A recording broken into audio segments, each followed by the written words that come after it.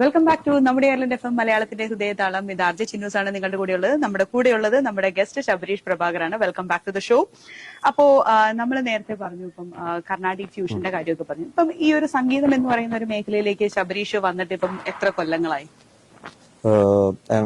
എനിക്ക് അങ്ങനെ ചോദിച്ചാൽ ഞാൻ ഫുൾ ടൈം മ്യൂസിക്കിൽ ഉണ്ടായിരുന്നു എന്നുള്ളതാണ് അതിൽ സത്യം. കാര്യം ഇപ്പൊ എല്ലാരും ചോദിക്കും എപ്പോഴാണ് നിങ്ങളുടെ ഫാമിലി ഇപ്പൊ നമ്മൾ ജീവിക്കുന്ന സമയം എപ്പോഴാണെന്ന്. ശരിക്കും ഈ മ്യൂസിക്കിന്റെ ഇടയിലാണ് ജീവിക്കുന്നത്. അതാണ് അതിൽ സത്യസന്ധമായി പറഞ്ഞ. അതിനിടയിലാണ് നമ്മുടെ സന്തോഷവും സങ്കടവും ദേഷ്യവും എല്ലാം മ്യൂസിക്കിന്റെ ഇടയിലാണ്. അപ്പൊ ശരിക്കും പറഞ്ഞാൽ 9 വയസ്സ് തൊട്ട് ഞാൻ പെർഫോം ചെയ്യുന്നുണ്ട്. പഠിച്ചും പെർഫോമൻസ് ഒക്കെ ആയിട്ട് ചെയ്യുന്നുണ്ട്.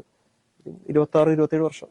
Very good. കാരണം പ്രേക്ഷകരല്ല എന്റെ അയൽവക്കവും കൂടി ആയിരുന്നു ശബരീഷ്. അതുകൊണ്ട് ചെറുപ്പം തൊട്ട് ഞാൻ കാണുന്നതുമാണ്. അപ്പം എനിക്കറിയാം ശബരീഷിന്റെ അമ്മ ശബരീഷിനെ കൊണ്ട് മ്യൂസിക്കിൽ പോകുന്നതൊക്കെ എനിക്ക് ആക്ച്വലി ഓർമ്മയിലുണ്ട്. അമ്മ ഒരു വലിയ റോള് ചെയ്തിട്ടുണ്ട്. മ്യൂസിക് എന്ന് പറയുന്ന ഒരു മേഖലയിലേക്ക് ശബരീഷ് വരാൻ എനിക്ക് നല്ല ഓർമ്മയുണ്ട് ആ ഒരു കാര്യങ്ങൾ. ഇപ്പം if it was not music എന്ന് പറയുന്ന ഒരു സംഗതി വരികയാണെങ്കിൽ what would have been the next? I don't know. Actually എനിക്ക് സത്യം പറഞ്ഞ വേറെ ഒന്നും അറിയില്ല എന്നുള്ളതാണ് കാര്യം. Other than music I don't no.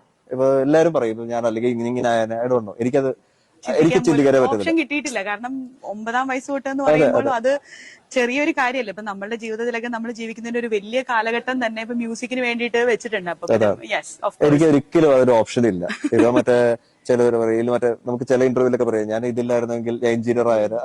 എനിക്ക് അങ്ങനെ ഒരു ഓപ്ഷനേ ഇല്ല. I was totally in music അല്ലാണ്ട് എനിക്ക് ഇപ്പോഴും ഒന്നും അറിയില്ല.